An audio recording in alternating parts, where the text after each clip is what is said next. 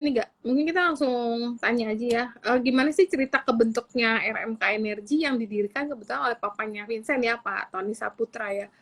Mungkin bisa ceritain dulu nih ke teman-teman nih gimana nih? Oke, thank you Cirita for the Mm-mm. introduction. Thanks for having me. Yes, Ya, yes, selamat thank malam you. semua. Ya mungkin cerita sedikit ya. It's a quite a Yes. long story, cuman saya Mm-mm. coba try to make it a bit short, Make it shorten. uh, Mm-mm. make it shorter. Ya, Mm-mm. jadi memang awal mula bisnis keluarga ya, family business Iya. itu sebenarnya bidang conveyor. Conveyor I see. industri kayak pabrik-pabrik, pabrik makanan, minuman. Mm. Jadi Mm-mm. almost all the brands yang Cerita lihat atau Bapak Ibu Mm-mm. lihat itu Mm-mm. kita pernah bangun ataupun kita melakukan servis di pabrik mereka. Jadi kayak Mm. Coca-Cola, Aqua, OT, Oh. Mayora, Wings, terus Sinarmas Mm. dan lain-lain itu kita Mm. bangun dan juga kita do some sort of service untuk mereka. Itu Oh, I conveying. see. Yes. Di tahun Nah. 90-an akhir itu Mm. UT dia ada bangun crushing plant. Waktu itu kita sempat dapat Oh. kerjaan di pabrik Toyota sama Daihatsu, mereka Mm. refer kita ke UT. Jadi mereka Mm. bangun crushing plant di Mm. untuk waktu itu untuk batu split. Nah, Oke. akhirnya kita bangun dan kita sempat bangun beberapa project buat mereka. Nah, Mm-mm. di 2000-an awal tuh batu bara kan mulai booming tuh, Cik. Benar-benar. Nah, kita mulai ngelihat teknologi yang dipakai untuk di batu split itu ternyata Mm-mm. applicable di batu bara. Jadi I crushing see. plant, terus Uh-uh. jetty-nya, portnya. Mm. Nah, Mm. waktu itu kita nggak ada pengalaman mining sama sekali. Tapi Mm. Mm. di Kalimantan zaman itu banyak Mm. haji-haji lokal yang mereka dapat Yes. IUP, dapat izin, tapi mereka nggak Iya. punya capability buat kerjain. Nah, di situ Iya. kita mau kerjasama. Jadi mereka punya Mm. lahan, kita yang Yes. invest, kita yang develop, nanti Yes. penjualan bagi hasil. Nah. Dulu sebutannya Yes. fee. Cuman sekarang fee Benar-benar. itu nggak boleh. Nah, itu Iya. sempat kita jalanin cukup beberapa lama, termasuk Mm-mm. juga project yang waktu itu sempat cukup besar. Ada 2 project Mm-mm. yang kita bangun. Satu Mm-mm. Balikpapan Coal Terminal, itu punyanya Mm-mm. Bayan Mm-mm. Resources. Satu Iya. lagi Tapin Coal Terminal. Dulu bawa batu dari Antang Gunung Meratus. Mm. Itu zaman 2005-2006. Itu kita sempat bangun tuh waktu itu. Mm. Nah, make long story short, kita Mm-mm. ngelihat juga, memang batu bara ini challenge-nya itu kebanyakan di logistik. Yes. Kalau nambangnya is relatively easy, bukan Mm-mm. easy as in semua orang bisa, tapi memang ada technical Yes. skills. Tapi logistiknya Iya. ini very challenging. Kalau kita nggak Oh. bisa manage itu, nah itu Uh-uh. yang susah. Nah, makanya kita Mm. ngelihat Sumatera, itu cadangan batu baranya besar banget. Mm. Terbesar, provinsi terbesar di seluruh Indonesia. Di Tetapi Sumatera Sumatera Selatan ya? Selatan, itu Oh, I ada see. 8,9 miliar ton. Mm. Di Kalimantan tuh ada 14 miliar, tapi terbagi di Kaltim, Kalsel, Kalteng, Kalimantan Mm. Utara. Nah, kalau ini cuma Oke, di oke. satu provinsi aja tuh. Nah, Oh, tapi I see. tantangannya apa? Jarak angkut dari tambang-tambang sampai ke pelabuhan itu di Mm. atas 100 kilo. Ada 110, Mm. 120, sampai 170. Cukup Mm. jauh gitu. Nah, saat kita Mm. masuk ke sana waktu itu jalan provinsi masih diperbolehkan. Oh, Nah, oke. cuman kita ngelihat jalan provinsi ini nggak akan selamanya gitu loh. Mm-mm. Jadi, Itu karena masalah sosialnya juga tinggi, terus banyak ya, kecelakaan, trafficnya juga cukup akan parah ya waktu bertambah. itu. Iya. Iya.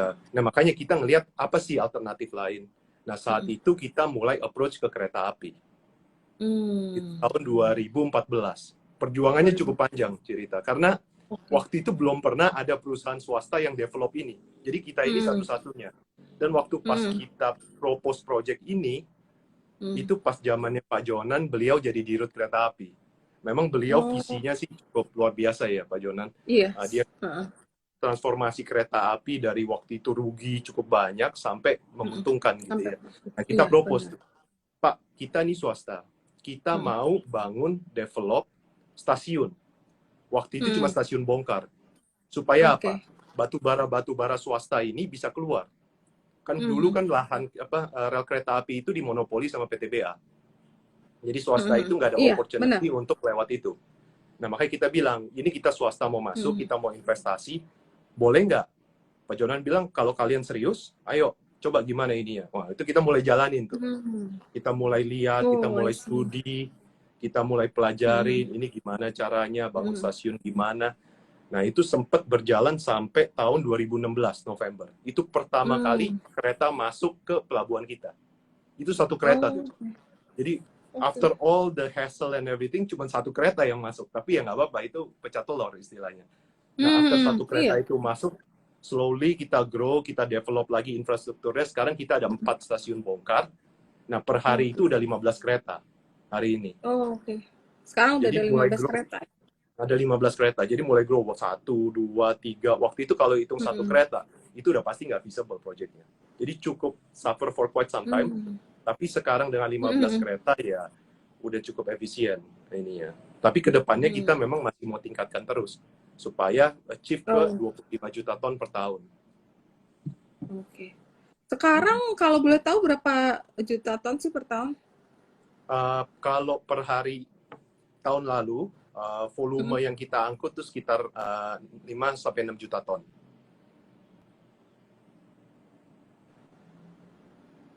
Sorry, berapa? Kalau tahun ini kita inline untuk ke 8. Tahun lalu 5-6 juta ton. Tahun ini kita inline ke 8 juta ton. Oke. Oh, menarik ya. Jadi sekarang udah ada 15 kereta, tapi 15 keretanya masih tetap kerjasama dengan PT Kereta Api ya sampai sekarang ya. Betul. Karena memang kereta api di Indonesia ini ditunjuk sebagai sole operator. Walaupun relnya punya negara, tapi KAI sebagai sole operator untuk angkutan melalui rel itu, jadi makanya kita tetap kerjasama sama kereta api. Iya sih yang aku pengen tahu di sini dan aku tertarik ya. Selain pertama pasti aku beli tuh karena aku lihat teknikalnya. Karena jadi gini, mungkin aku cerita dikit dulu ya. Kenapa aku invest di RMKE udah quite some time ya, nggak lama-lama banget, tapi udah quite a while aku hold. Jadi analis teknikal aku someday ngepost a chart on your company. Terus aku bingung, ini kok kamu ngepost technical RMKE, ada apa? Emang ada yang menarik? Oh iya nih, chartnya bagus katanya. Oh oke. Terus abis itu aku mulai liatin tuh company-nya. Oh iya loh, chartnya memang secara teknikal memang kelihatannya mau breakout. Terus aku baru lihat kan, apa sih nih sebenarnya company aku cuma taunya coal kan. Ternyata di dalam RMK itu bisnisnya quite diversified ya, kita bilangnya ada coal mining, ada coal selling, berarti ada tambang, ada penjualannya juga, terus ada rail tadi yang kereta api yang terkait dengan jasa muatan kereta api sama jasa bongkar buat batu baranya, terus ada jasa hauling, ada jasa loading juga ya ke tongkang ya, jadi terus ada jalan khusus batu bara juga ya. Nah di sini yang kita makanya undang Vincent untuk belajar nih. Jadi biar orang tuh nggak hanya tahu bahwa oh cuman batu bara. Mungkin kalau dulu aku pikirnya cuman tambang batu bara aja. Ternyata nggak cuma tambang. Jadi memang ada logistiknya dan di sini quite stable untuk logistiknya ini ya. Betul. Ya memang kalau kita bicara industri batu bara ya Ci, kita ngikutin ini kan udah cukup lama ya. Kita di industri ini juga cukup lama. Kita ngelihat memang ini industri yang critical. Kalau memang timingnya tepat, investasinya tepat, pada saat batu bara harganya naik ke atas, itu return on investment-nya sangat-sangat cepat gitu loh, Jay. Nah, cuman kita juga tahu, dalam bisnis batu bara ini, ada subsegment bisnis yang mana secara cash flow itu lebih stable. Contohnya apa? Infrastruktur dan logistik ini. Kayak jasa loading, terus habis itu jasa pembongkaran, jasa kereta api. Selama batu bara itu mau keluar, dia harus pakai jasa ini. Dan jasa ini pun fix. Artinya contohnya harga batu bara saat $40, ya mereka bayar kita $5. Saat batu bara $100, mereka juga bayar kita segitu. Jadi buat mereka, buat penambang batu bara, $5 ini nggak terlalu signifikan. Beda dengan kontraktor. Kalau kontraktor kan bisa $20, $25. Itu yang kadang suka di-adjust tuh. Nah, kalau kita hampir nggak pernah nego. Jadi saat harga batu bara jelek pun, cash flow kita stable. Buku kita nggak pernah merah. Karena kalau dia mau keluar, dia harus bayar kita. Dan kita tuh porsinya cukup kecil dibandingkan cost keseluruhan batu bara. Nah, itu kenapa kita suka dengan bisnis ini, bisnis infrastruktur ini. On top of itu, kita kan bangun juga stasiun muat. Nah, di situ kita lihat opportunity untuk jual beli batu bara. Nah, dengan stasiun muat kita bikin, itu ada 4-5 tambang di belakang yang tadinya nggak bisa keluar, itu punya akses keluar. Oh, oke. Tapi punya akses keluar harus jual ke kita. Nah, itu arrangement Oh, yang kita lakukan. Jadi kita oh, bukan I cuma see. trading ambil margin tipis, enggak. Uh, Karena apa? Approach kita beda, Ci. Karena gini, kita kan punya tambang. Yes. Sekarang tambang ini menghasilkan net profit contohnya ya, 20 sampai 30 dolar per ton. Ada tambang di belakang yang kalorinya lebih tinggi. Kita selalu nego sama mereka begini. Tadinya mereka mau kasih kita, udah nih, kalian kerjakan, dikasih profit 10 dolar, 11 dolar. Oh, kita nggak happy dengan itu. Kenapa? Iya. Kalau tambang kita sendiri bisa hasilkan 30 atau 25, mereka nggak bisa kasih lebih, mendingan kita kerjain tambang kita gitu loh. Iya, iya. Nah, Iya, jadi benar. mereka mau nggak mau kasih kita harga yang sangat-sangat menarik gitu loh. Nah, di situ kenapa margin kita saat harga batu bara kayak begini, itu naiknya jump up-nya cukup signifikan. Oh, I see, I see. Iya nih, makanya yang sangat menarik di sini bahwa it's quite diversified ya. Jadi nggak cuman ada coal-nya, tapi ada logistik yang kalau Betul. sampai ada volatilitas di harga batu bara, tetap ada yang stabil, pendapatan yang tetap yang selalu akan menunjang performanya company gitu. Tapi kalau misalnya harga call-nya lagi naik, ya itu additional point juga buat RMK. Oke. Oh ya, terus biasanya nih orang suka nanya nih, apa sih visi dan misinya company kamu atau visi dan misi RMK ini apa sih? Oke, jadi kalau visi kita mau menjadi perusahaan logistik batu bara terbesar di Sumatera dan quite possibly Indonesia ya, Ci. Karena Sumatera sendiri cadangannya cukup banyak, itu banyak tambang-tambang yang sangat potensial, tapi nggak bisa keluar. Kayak contohnya, Adaro tuh punya tambang gitu. Cadangannya 300 juta. Tapi sampai hari ini, produksinya tuh cuma 2 juta ton per tahun. Oh. Jadi mesti kerja 150 tahun baru cadangannya habis, which is nggak mungkin. Kita ngobrol sama mereka juga, sama Pak Aryo dan timnya, itu memang mereka mau habiskan ini dalam jangka waktu 30 tahun. Jadi setahun itu harus 10 juta. Dan nyampe ke 10 juta itu kan nggak mudah. Iya, benar-benar. Itu baru satu tambang. Belum tambang-tambang yang lain. Di sana ada lebih dari 30 tambang gitu loh, yang cadangannya di atas 100 juta. Tambang kita sendiri aja cadangannya 90 sampai 100 juta gitu loh, Cik. Wow. Resource-nya. Reserve-nya 24 juta yang udah kita eksplorasi secara detail. Nah, itu pun harus keluar. Nah, makanya ini volume harus kita tingkatkan. Bener. Apalagi ngambil momentum dengan harga yang lagi bagus ya, kayak berapa tahun ini ya, mungkin 1-2 tahun ini. Oke. Nah, terus tadi kan sebenarnya Vincent udah sedikit kasih insight mengenai bisnis RMK ini. Tapi kita juga mungkin bisa ceritain lagi lebih detail tentang ya mungkin dari yang coal mining itu kira-kira, jadi gini lah intinya, bisa ceritain nggak ulang lagi tentang bisnis RMKE secara keseluruhan. Jadi kan yang kita tahu kan coal mining tadi kamu udah kasih dikit-dikit nih, sama coal selling yang dari ambil dari tambang yang di belakang yang nggak bisa keluar itu kan. Jadi kamu ambil terus kamu jual. Nah, mungkin bisa ceritain lagi deh. Jadi kita bisa make a note on this. Oke. Jadi kalau di kita sendiri sekarang ini ada 2 main revenue streams ya, Ci ya. Yang satu itu dari jasa. Jasa ini apa aja? Satu, jasa muat ke kereta api. Ada juga jasa bongkar, jasa hauling lewat jalan khusus kita yang kita udah bangun. Terus jasa crashing, jasa pemuatan ke atas tongkang. Nah, yang ini fixed fee dengan fuel adjustment. Jadi saat harga solar tinggi, dia juga adjust harganya tuh. Nah, saat harga solar rendah, dia juga ada adjustment, tapi marginnya itu fix dan konsisten. Itu yang satu. Yang kedua, dari penjualan batu bara. Penjualan batu bara ini dari 2. Dari tambang sendiri dan dari tambang orang lain. Yang harus keluar lewat tempat kita. Nah, dari 2 main itu. Yang mana yang penjualan batu bara ini relatively lebih cyclical. Lihat tren harga batu bara juga. Tapi secara margin healthy. Kenapa saya bilang healthy? Karena satu, kita nambang. Kedua, tambang-tambang itu nggak bisa keluar kalau nggak lewat tempat kita. Jadi saat harga batu bara pun rendah, selama nggak sampai nyentuh cost produksi, mereka lebih bagus jual gitu loh daripada stok. Nah itu. Iya, benar. Jadi di situ kita ngelihat kelebihan dari infrastruktur yang kita bangun itu di situ.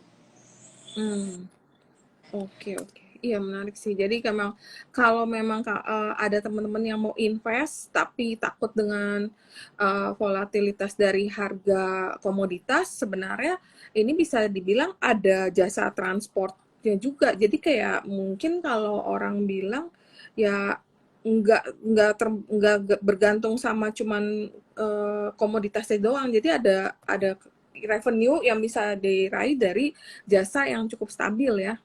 Betul. Oke, nah sekarang kita mau tahu sih sebenarnya klien-klien RMKE yang mungkin udah cukup lama juga nih, ada siapa aja sih yang udah sering menggunakan jasa atau fasilitas-fasilitas RMKE yang ada di sana, Sumatera Oke, Selatan? saat ini kita ada 8 customer ya.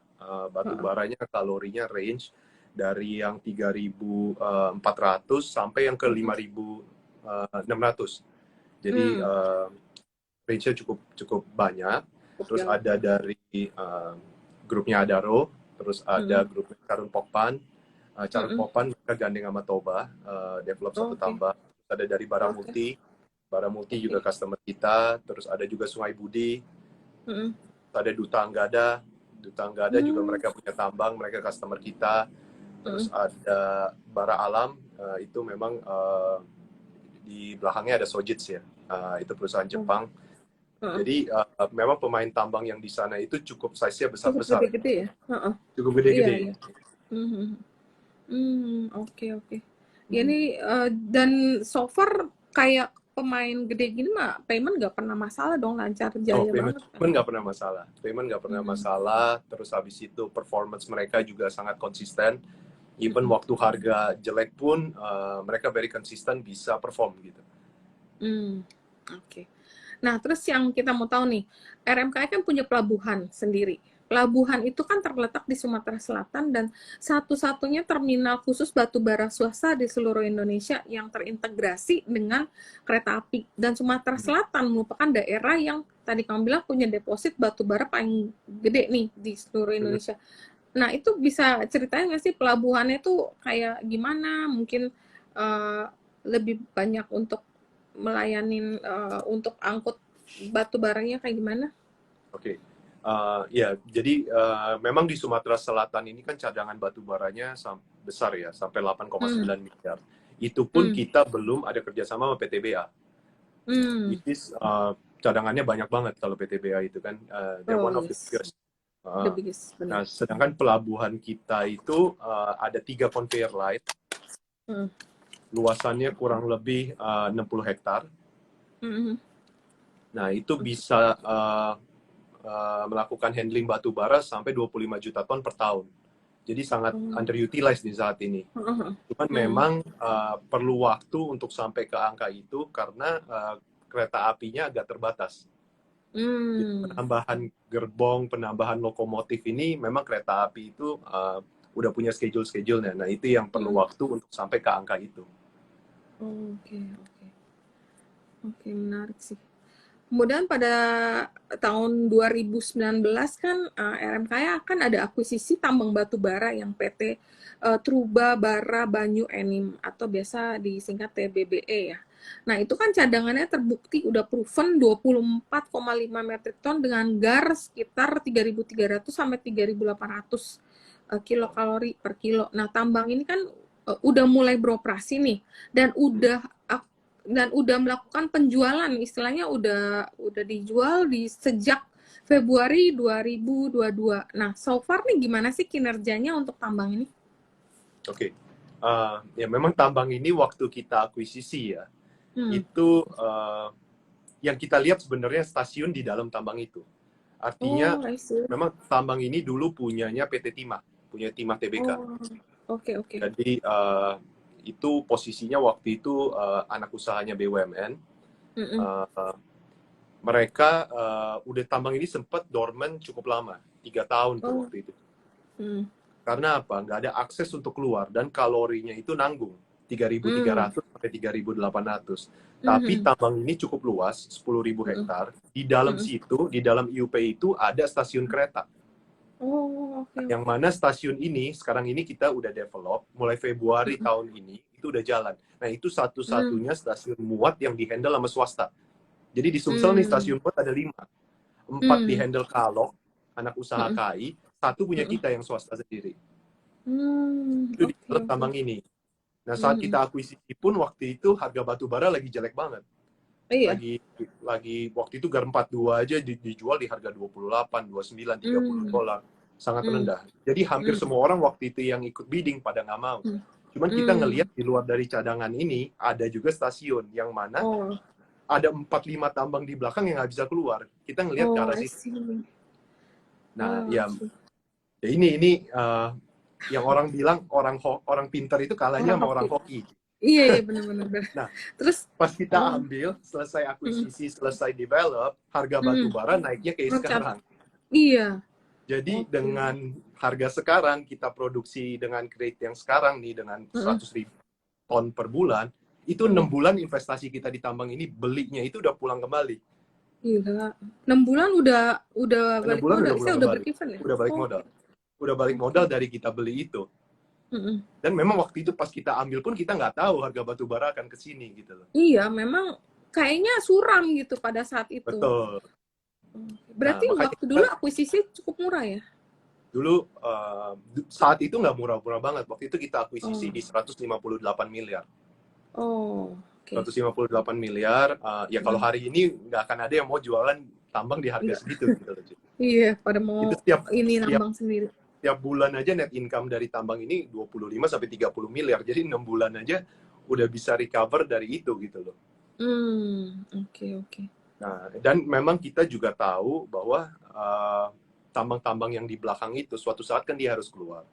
Yes. Nah, walaupun harga batu bara waktu itu pas kita mau ambil ini cukup rendah, kita ngelihat ke Mhm, arah sana. Nah, mmm, makanya ini juga setiap kali kita ngobrol-ngobrol sama teman-teman atau mhm, sama semua yang di industri, banyak orang lihat harga batu bara kayak begini, mereka mhm, ikut-ikutan investasi gila-gilaan, mmm, beli tongkang atau ambil iya, alat atau mhm, akuisisi tambang dengan asumsi harga tuh bakal kayak begini, iya, which is sangat-sangat belum bahaya tentu. gitu loh. Iya Belum iya, tentu, benar. karena batu bara ini kita mesti be prepared mau harga tinggi harga rendah, yang penting mesti bisa jalan. Nah itu Mhm, yang kebetulan kita ngambil ini pas di harga rendah. Jadi kalau sekarang mmm. nggak begini, ya itu kita udah nikmatin upside-nya aja. Iya iya, udah istilahnya, yang penting modalnya udah ke-cover, sisanya udah ya Iya, tinggal kontribusi keuntungannya aja ya. Oke, ini betul. sangat menarik. Nah, tadi kalau mengenai batu bara yang PT Truba ini, kontribusinya berapa sih dari total pendapatan RMK ini? Kalau Oke. untuk core bisnis Jadi ini?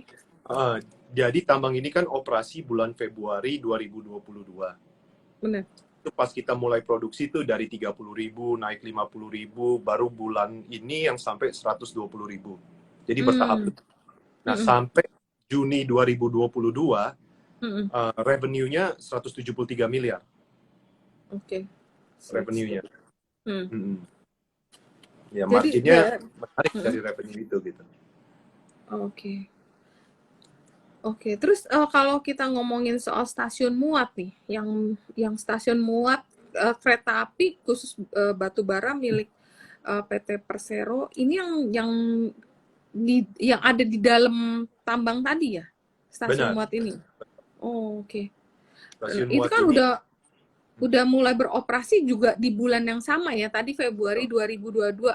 Nah, berarti stasiun ini sekarang juga udah membawa, selain mengangkut batu bara yang sendiri, yang tadi PT Truba Bara itu berarti juga mengangkut batu bara dari 4-5 company yang ada di belakang itu ya? Oke. Ya, sekarang ini kita angkut batu bara kita sendiri, sama ada Hmm, satu tambang di belakang kita. Tambang yang lain hmm, itu kita lagi hmm. bangun jalan ke arah situ. Jadi nanti begitu Oh, I see. selesai, mereka harus Hmm. mau nggak mau mesti lewat jalan kita. Karena itu jalan Oh, khusus, nggak lewat jalan provinsi. Jadi sekarang cuma ada hmm, satu tambang yang pakai stasiun ini gitu loh. hmm, Jadi hmm, in the future hmm. volume yang bisa bisa masuk ke sini itu cukup cukup upside-nya cukup besar. Hmm, oke oke.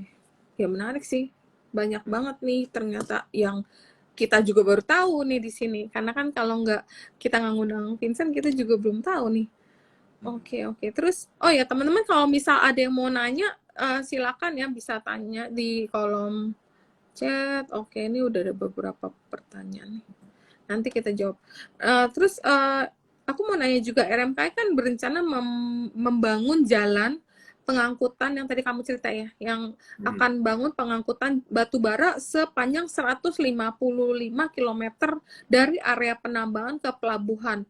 Melalui pembangunan jalan ini kan perusahaan menargetkan peningkatan produksi batu bara yang signifikan untuk memaksimalkan kapasitas pelabuhan. Nah, bagaimana rencana ini? Maksudnya udah berjalannya kira-kira berapa persen atau udah hampir kelarnya kira-kira kapan? Mungkin kan itu bisa menjadi additional revenue juga ya buat company ya.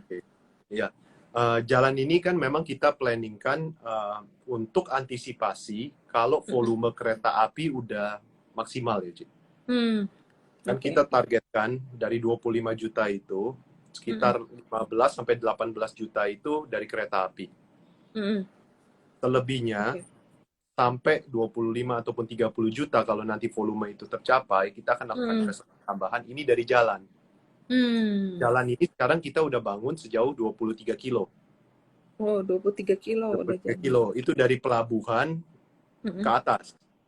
Nah, kita juga akan bangun dari atas dulu sampai ke stasiun. Jadi jalan ini akan ke stasiun, terus baru nyambung lagi sampai ke pelabuhan gitu loh. Jadi kita akan bikin beberapa tahap.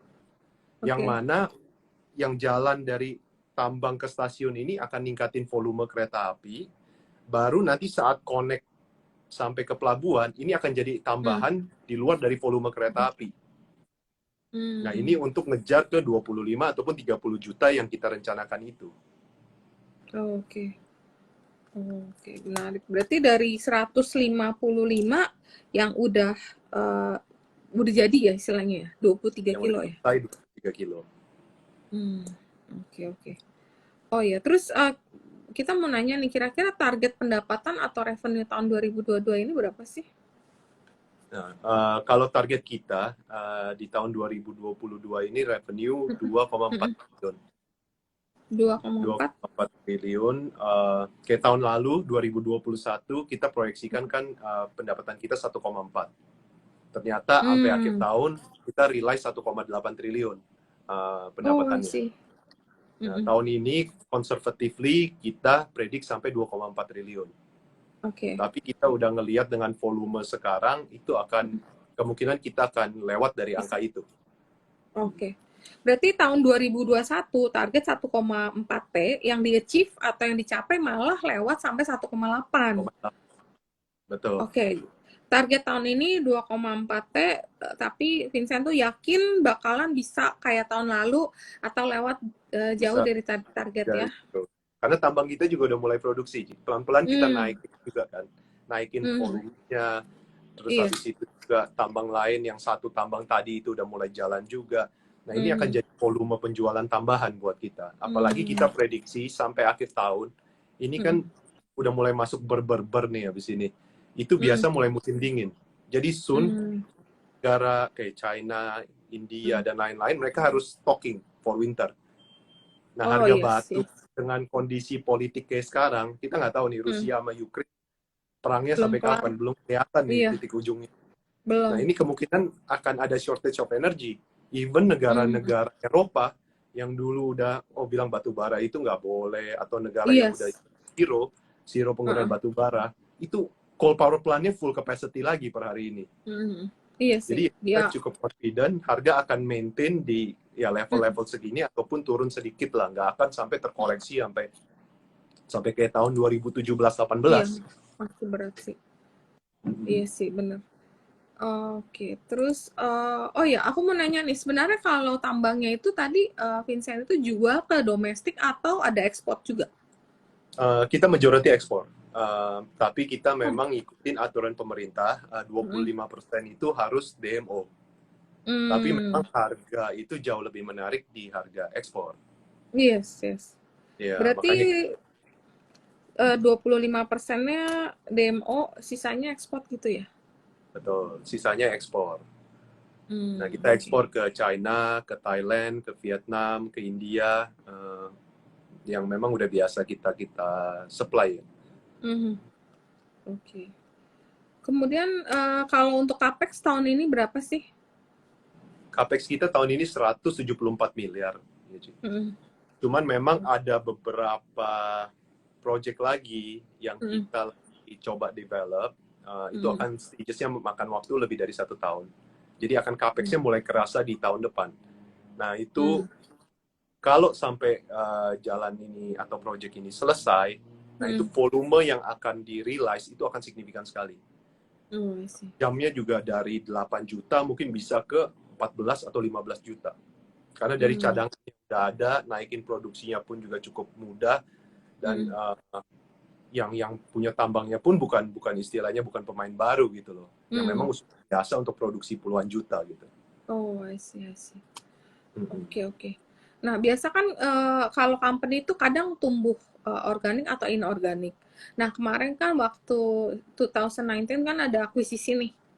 Betul. Vincent ada akuisisi tambang batu bara. Nah, apakah dalam waktu dekat ada rencana untuk akuisisi untuk menunjang pertumbuhan inorganiknya?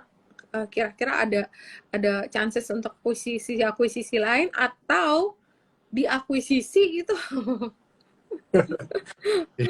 Itu uh, ya kita memang ada rencana, tapi rencananya Mm-mm. belum kita bisa disclose karena masih cukup confidential. Tapi Yes. memang ada beberapa opsi lah yang kita kita explore saat ini. Yang Mhm. mana kalau memang rencana ini jadi, Mhm. rencana ini rampung, Mhm. value ataupun pendapatan dan lain-lain punya kita itu akan naik secara signifikan. Oke, oke. Menarik. Nah, inilah Secara timeline juga soalnya kayaknya memang belum belum bisa nih di disclose. oke, oke. Oke, itu yang untuk oke, ya udah nggak apa-apa deh. Nah, ini memang nah banyak banget nih kalau investor selalu nanya dividennya gimana. Nah, untuk kebijakan dividennya gimana? Vincent ada bisa kasih insight gak dikit ke teman-teman untuk kebijakan dividennya? Oke. Ya memang ini bolak-balik pertanyaan yang kita ditanyain terus sih, termasuk saat Yes, kemarin yes apa pasti. post net income kita 199 miliar kok dividennya nol, waktu itu Iya, ditanyainnya iya, gitu. iya. Heeh. Apalagi tahun ini kita anticipate double dari itu gitu loh untuk Hmm. secara Hmm. net income. Cuman Hmm. gini, kita tahu industri batu bara ini kan cyclical. Ya. Sedangkan saat ini kan kita ada bank loan sekitar 400 sampai 500 miliar rupiah. Hmm. Tapi debt equity kita cukup healthy di 0,7. Dari Oke. kita debt equity ratio. Hmm. Nah, Hmm. kita Bagus harapin banget. setelah cycle ini selesai, kita itu zero debt. Kalau bisa ya, Oh. cuman untuk modal kerja sedikit aja. Karena dengan 400-500 pinjaman tahun ini kita punya net Hmm. income targetin Hmm. 400, actually Hmm. kita bisa pay off our loan gitu loh. Benar, benar. Apalagi tahun lalu ada 200 miliar gitu. Kita masih Hmm. masih extra buat capex. Tapi ya kita tahu kita tetap mesti kembangin terus. Hmm. Jadi kemungkinan tahun ini kita juga belum ada rencana untuk bagi dividen, tapi kita akan Hmm. investasiin lagi ke Consider. project-project Oh. yang kita yakin itu bisa ningkatin volume. In the future, saat loan Hmm. kita udah zero, udah habis, Hmm. Hmm. kita akan start paying dividen tuh. Apalagi dengan Hmm. kita punya revenue stream yang stable, ini akan Hmm. jadi istilahnya dividen play. Oke. Oke. Nah, Make itu sense. yang kita naik. Iya sih. Ya, itu memang strategi yang sangat bagus sih. Kayak emang sekarang karena masih ekspansi, istilahnya ekspansi dan juga masih ada bank loan, fokusin dulu yang Beresin. sekarang. Ya, nanti kalau udah loannya udah nggak ada, baru nanti sisa istilahnya pendapatannya atau cuannya bisa didistribusikan menjadi dividen ya. Nah, kalau Betul. kayak gitu biasa kalau teman-teman kan suka bilang nih harga dari udah naik banyak, tapi menurut aku karena kinerjanya memang terus improving, biasa kalau harganya maksudnya kinerjanya terus membaik dan ada growth, harga saham itu akan adjust. Dan apalagi RMKI adalah company yang dalamnya juga ada tambang batu bara gitu. Jadi kalau batu bara ya sekarang naik, ya pasti harga sahamnya juga naik. Itu sangat wajar gitu. Kayak misalnya kemarin contoh CPO deh, kalau CPO naik, ya company CPO juga naik. Jadi bukannya kita ngeliat dari harga IPO dulu berapa kan waktu dia listing kan 2021 ya. 2021 itu kan tambang yang batu bara ini belum produksi. Produksinya kan baru Februari 2022. Nah, jadi teman-teman kita nggak bisa juga cuman berpatokan dari oh dulu harga saham itu nggak bisa begitu. Nggak bisa kayak dulunya sekian, sekarangnya sekian. Ya pasti ada faktor-faktor yang bisa justify untuk penurunan atau peningkatan harga saham itu. Contoh ya yang paling gampang, saham Bumi dulu 8.500, sekarang berapa? Ya kita nggak bisa lihat akankah balik sana, ya kita nggak ada yang tahu. Jadi kita nggak bisa hanya ngelihat dari angka dulu dan sekarang dengan comparison kayak gitu, nggak bisa.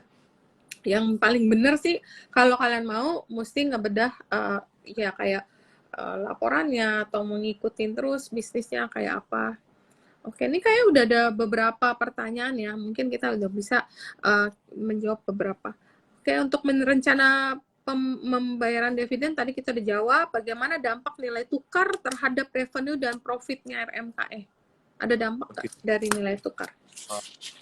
Nilai tukar ada, tapi nggak signifikan ya. Karena kan ada pendapatan kita yang dari jasa.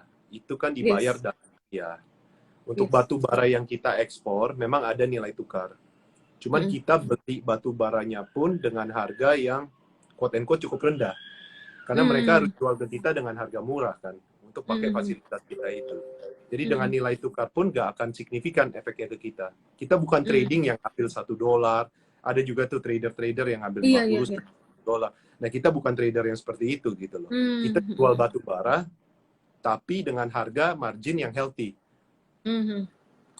Oke. Ada yang thank you. Terima kasih nyangkut KKG 2 minggu akhirnya cuan lebar. Ya emang saham saya tuh bukan saham yang scalping, jadi memang mesti nyimpen. Nah nanti baru kita nikmatin cuannya. Karena memang belinya biasa ada story atau ada fundamental ditunjang dengan technical yang masih sangat menarik. Kemudian Bapak Ibu pimpinan bergabung mana sih itu? Mana lagi ya? Saya lagi cari pertanyaan. RMKE apakah ada hubungan dengan Titan Infra? Siapa itu Titan Infra? Nah, itu menarik tuh, Ci. Karena di sektor ini itu ada duopoli. Duopoli artinya apa? Satu, batu tambang itu kan banyak di sana. Benar. Tempat keluarnya itu cuma 2. Either lewat kereta api atau lewat jalan khusus. Jalan khusus itu lewat Titan. Jadi Titan akuisisi jalan ini waktu itu dari Adaro. Adaro sempat dia punya tambang, dia develop jalan ini, tapi entah gimana ceritanya, mereka putuskan untuk nggak develop lagi jalannya, dilepas. Waktu itu diambil sama Titan. Nah mereka highly leverage. Mereka ambil loan cukup besar. Kalau nggak salah saat mereka ngambil itu ada loan $450 juta. Jadi 7 triliun untuk beli jalan ini. Sama tambang-tambang juga lah, dia ada 2 tambang. Nah, memang secara cost kita jauh lebih murah dibandingkan mereka. Cost artinya apa? Kalau angkutan kereta per ton per kilometernya itu 670 sampai 710 per ton per kilometer. Kalau angkutan truk itu bisa 1.400, 1.500, 1.600 itu sampai 2 double. Karena kereta paling murah sih. Memang angkutan di seluruh dunia itu paling murah kereta api. Kayak di Cina, di Rusia, di negara-negara yang udah berkembang, Australia pun, mereka pasti ngangkut pakai kereta, karena itu angkutan paling murah. Cuman problemnya apa? Kereta api ini, sekarang ini yang bisa kontrak sama mereka itu perusahaan-perusahaan tertentu. Satu, mesti ada cadangan yang cukup. Kedua, mesti bayar deposit 125 miliar untuk dapat 1 kereta aja. 125 miliar mesti bayar ke kereta api gitu loh. 125 miliar ini buat apa? Kereta api investasi loko dan gerbong datar. Jadi istilahnya memang ini program yang dibikin sama Pak Jonan. Pak Jonan beliau cukup brilian lah. Artinya brilian. Kalau kita bilang sih brilian karena apa? Dia pakai duit orang investasi, tapi kembalinya tanpa 8 tahun gitu loh, dicicil. Jadi hebat. Bank aja kalah gitu loh, Ci. Nah, itu artinya swasta-swasta ini modalin itu. Nah, jadi kalau tambang-tambang tanggung. Mereka nggak akan bisa kasih 125 miliar cash upfront sebelum tambang itu jalan. Karena kan bayar dulu baru boleh pakai jasa gitu loh. Iya, iya, Ini benar. bisa kontrak itu yang tadi perusahaan itu Adaro yang lain-lain yang memang mereka punya cash yang cukup banyak. Nah itu kenapa tambang-tambang yang nggak bisa pakai itu dia jalan lewat Titan. Mau nggak mau karena harga contohnya lewat kereta api kita harga $15 gitu biayanya. Lewat Titan harga 20 atau $30. Ya asal harga jual $80, harga produksi $20-30 ya dia jalan dulu gitu loh. Cuman pertanyaannya satu, nanti saat harga batu bara turun lagi, itu masih double apa enggak? Masih, iya. Dan alternatif mana yang lebih menarik? Nah itu. Nah di situ kita ngelihat saat harga batu bara nanti koreksi lagi, ini kan cycle.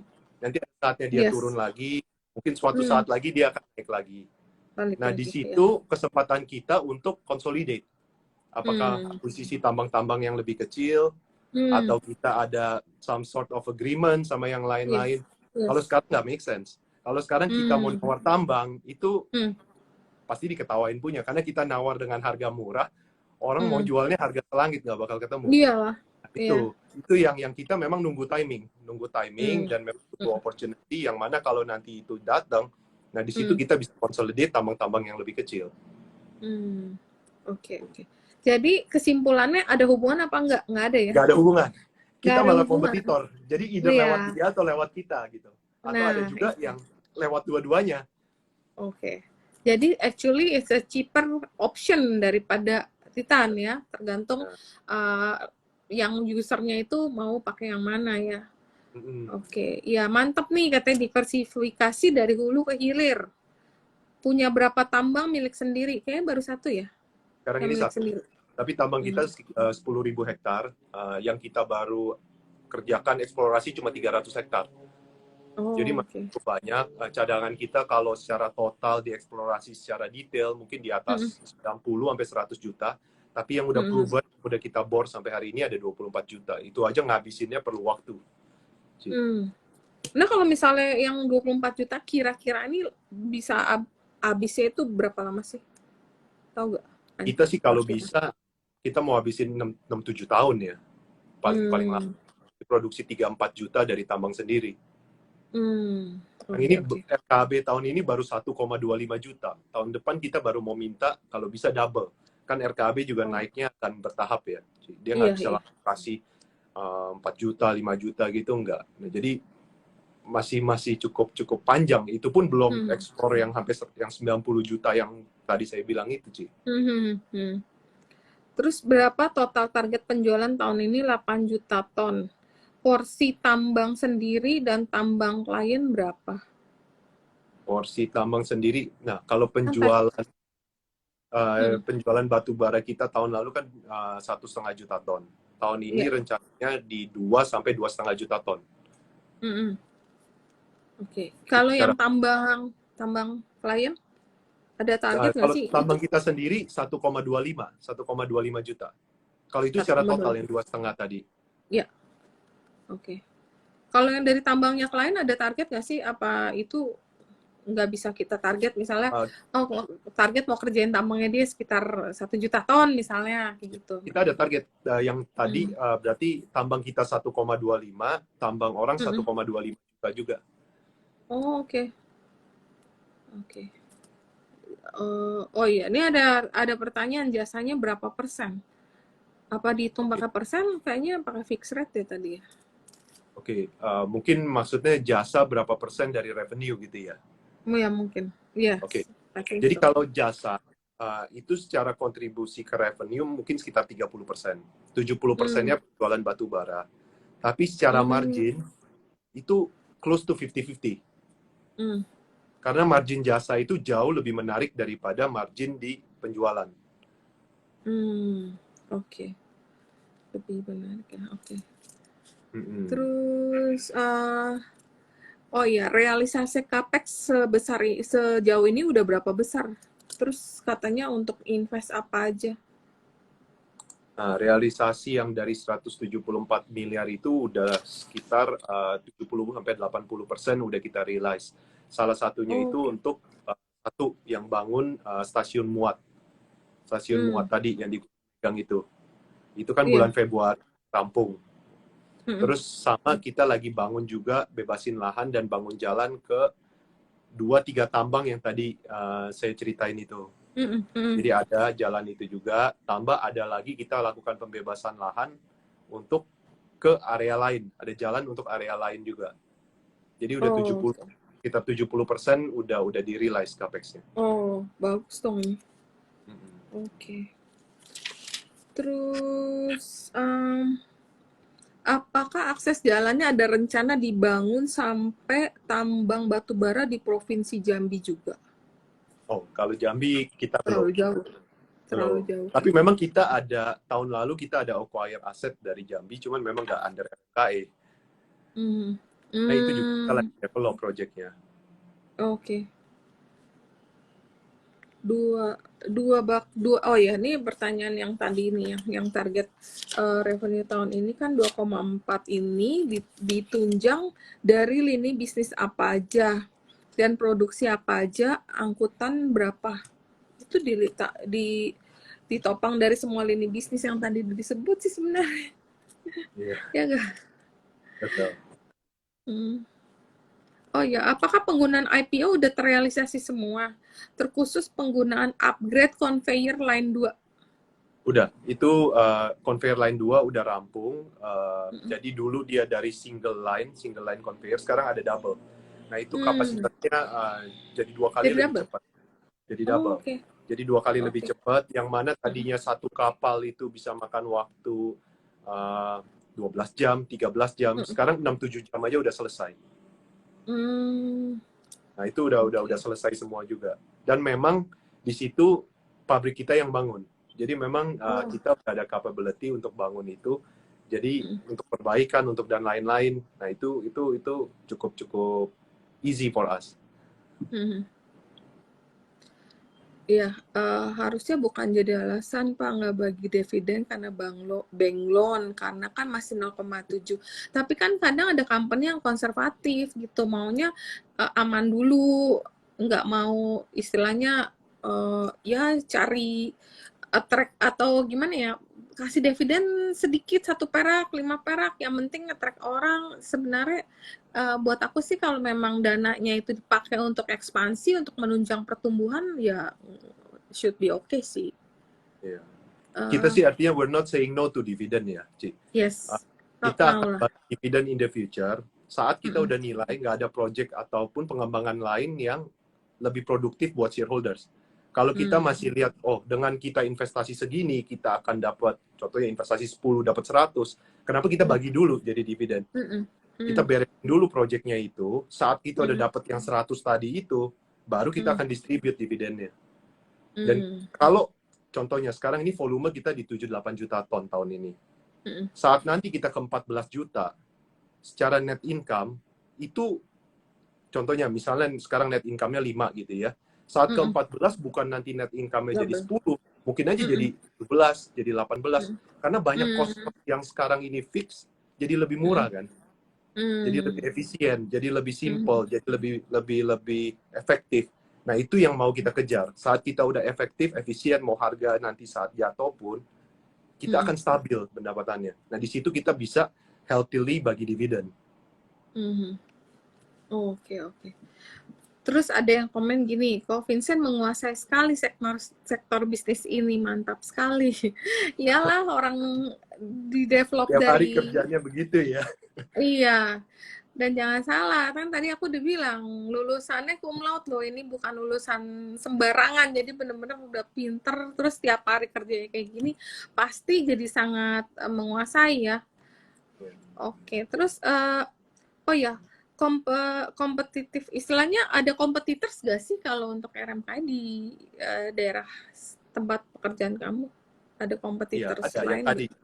Yang Titan tadi itu itu ya ya? salah satu kompetitor kita ya. Nah, ya cuman memang Hmm. sekarang kembali lagi ke seberapa efisien kan. Kalau harga Hmm. sekarang ya semuanya bisa kerja. Tambang-tambang Yes. pun pasti bisa produksi. Cost pun pasti tercover. Cuman saat Hmm. nanti harga batu bara koreksi, nah di Yes. situ ujian yang real testnya tuh di situ. Iya. Nah Iya. kita selalu ngerasa batu bara ini kan bukan cuma ada di Sumsel. Di Yes. Kalimantan ada, di daerah lain juga ada. Nah, Hmm. cost kita di sini harus kompetitif sama cost mereka di situ. Jadi kayak Hmm. contohnya, Adaro kan jualan Gar 42 di Kalsel 60 juta. Hmm. Mereka juga ada Gar 42 di sini. Cost-nya kalau masih equivalent, ya artinya mau Hmm. nanti harga koreksi pun kan tetap akan bisa produksi. Nah, itu yang kita coba Hmm. jaga. Nah, saat ini Hmm. cost kereta dengan di Kalsel itu ya hampir Hmm. equivalent. Hmm. Oke, oke.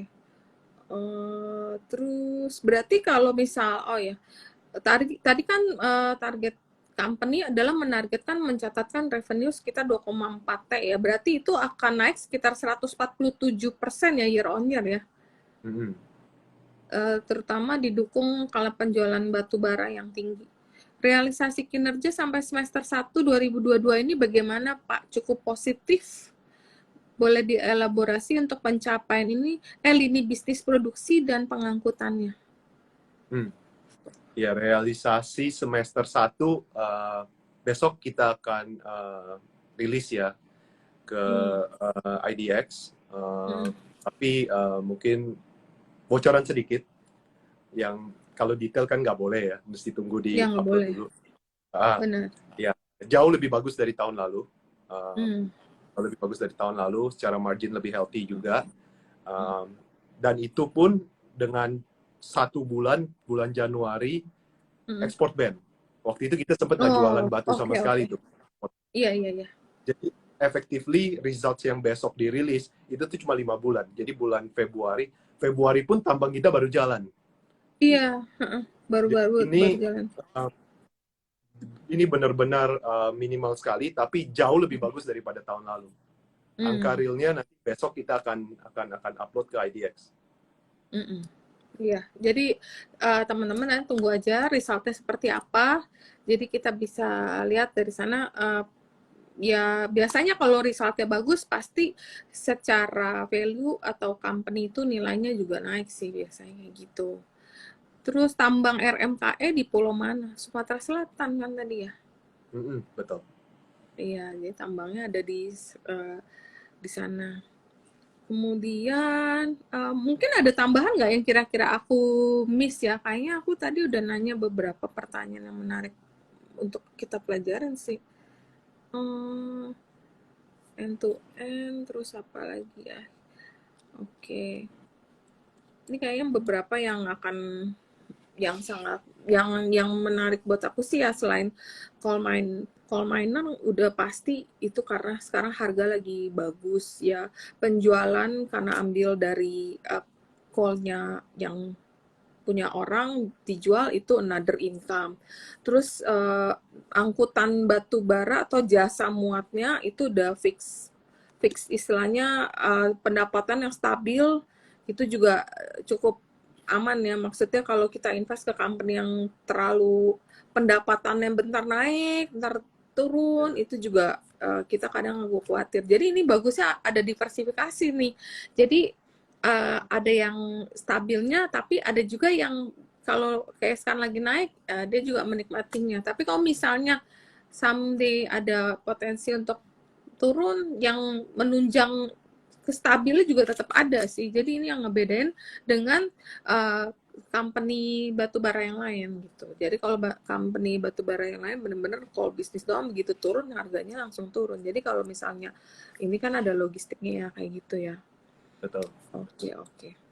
Mungkin ada Vincent ada tambahan untuk teman-teman atau mau kasih summary untuk teman-teman lainnya? Oke. Mungkin summary dikit aja kali ya, Ci. Ya, ya kalau kita sih memang kita di industri ini udah cukup lama. Satu, kedua kita udah ngalamin harga batu bara yang naik tinggi, turun lagi, naik lagi, turun lagi. Kita udah bolak-balik lihat cycle ini gitu loh. Jadi kita secara perusahaan memang dari awal kita usaha mau bisnis kita apapun itu kita nomor satu harus prudent. Artinya apa? Saat kondisi apapun kita harus bisa kerja dengan sehat. Artinya bukan nanti sekarang ini ngambil profit, nanti subsidi silang, nanti apa enggak. Buku kita memang dari awal RMKE bangun nggak pernah merah gitu loh. Karena memang kita udah set untuk seperti itu gitu. Itu satu. Yang kedua juga ya memang saat momentum begini ya ini saatnya kita untuk manfaatkan produksi batu baranya itu sendiri ya. Hanya kalau memang tentunya Bapak Ibu ada tertarik untuk investasi, mungkin perlu dipelajarin tuh. Kalau Bener. bisnisnya terlalu cyclical juga kan mesti harus hati-hati. Iya, Nah, iya. kalau kita memang kita lebih suka yang ada stabil tapi ada upside di saat harga coal lagi Pas kayak begini gitu lah. lagi bagus. Itu aja. Oke. Nah, buat teman-teman yang misalnya belum punya, ya boleh cermatin dulu. Tujuan kita di sini adalah membelajar bahwa setiap kita beli saham kan kita harus tahu company-nya ini apa. Jadi kita benar-benar beli, tapi kita nggak ikut-ikutan, tapi benar-benar kita bedah dulu. Oh, ternyata bisnisnya kayak gini. Oh, ternyata dari bisnis yang sekian banyak ini yang stabil, ada satu yang lebih cyclical. Jadi itu bikin kita nge-hold saham atau investasi lebih tenang daripada kita beli tapi kita nggak tahu. Terus pendapatannya berapa, kan di sini kita bisa lihat juga pendapatannya selalu bertumbuh dan target tahun ini juga naiknya cukup tinggi, yaitu juga menjadi company yang istilahnya cukup sehat ya, pertumbuhannya itu cukup stabil. Nah itu terus kalau dari segi teknikal, kalau buat teman-teman yang trading, sebenarnya kita rekomen udah dari 700-an nih, 760, dan aku masih 700-an, aku lupa deh, pokoknya aku beli udah berapa berapa 2-3 minggu atau sebulan yang lalu aku beli ya. Nah itu pun harga masih cukup stabil gitu, dan dia masih di channel yang masih uptrend ya. Jadi selama dia masih uptrend biasanya aku masih hold. Kalau koreksi-koreksi ya biasa, namanya pasar pasti ada naik ada turun. Yang penting kita ngelihat secara fundamentalnya itu cukup sehat, company-nya terus bertumbuh, income-nya juga stabil, company-nya nggak pernah rugi istilahnya, dan banyak sekali dari pendapatannya juga dari berbagai macam lini bisnis. Jadi ini company yang cukup menarik, tapi pastinya aku lebih saranin untuk yang invest. Jadi kalau buat trading mungkin ya bisa cari saham yang istilahnya lebih volatile, lebih tinggi. Kalau ini kan kadang RMKI kan kadang lebih stabil, kalau lagi naik ya dia naik, terus turun ya turun dikit ya, itu enggak. Kalau buat trading aku bilang kurang, yang bukan saham yang buat trading lah. Jadi kalau misalnya mau mungkin bisa buat consider untuk invest, tapi disesuaikan dengan risk profile masing-masing. Kalau memang risk profile-nya rendah atau ya konservatif, tunggu buy on weakness, harganya cocok baru masuk. Tapi kalau rasanya lebih risk taker, mungkin mau masuk silakan nanti dikawal dengan technical chart. Mungkin kayak gitu dulu, Vincent.